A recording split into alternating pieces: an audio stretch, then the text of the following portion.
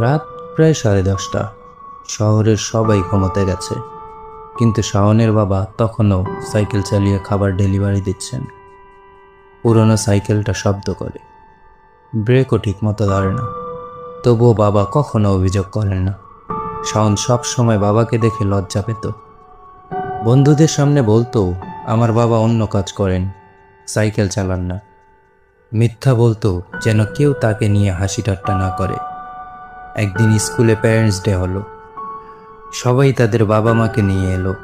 কেউ সরকারি কর্মকর্তা, আবার কেউ বা ব্যবসায়ী, কেউ আবার ব্যাংকার।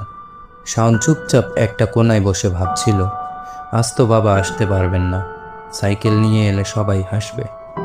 ইভেন্ট শুরু হওয়ার কিছুক্ষণ পর দরজার সামনে হঠাৎ একটা সাইকেলের ঘন্টা শোনা গেল, টেন টেন।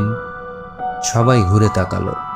দরজায় দাঁড়িয়ে শাওনের বাবা, ঘামে ভেজা, ক্লান্ত, কিন্তু মুখে সেই একই নম্র হাসি। শাওন লজ্জায় মাথা নিচু করল, কিন্তু পরক্ষণেই স্যার মাইকে বললেন, সবাই যার যার বাবা মায়ের কাজ নিয়ে গর্ব করো, কিন্তু আজ আমি বিশেষ এক বাবাকে স্টেজে ডাকছি। স্যার শাওনের বাবার হাত ধরে বললেন, এই মানুষটি দিনে শত শত বাড়িতে খাবার পৌঁছে দেন, বৃষ্টিতে রোদে ঝড়ে কখনো কাজ ফেলে যান না।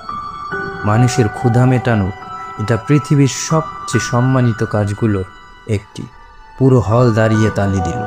শাওনের চোখে পানি জমে গেল। সে দৌড়ে গিয়ে বাবাকে জড়িয়ে ধরল। বাবা, আজ আমি তোমার উপর সবচেয়ে বেশি গর্ব করছি, আমি আর লুকোতে চাই না।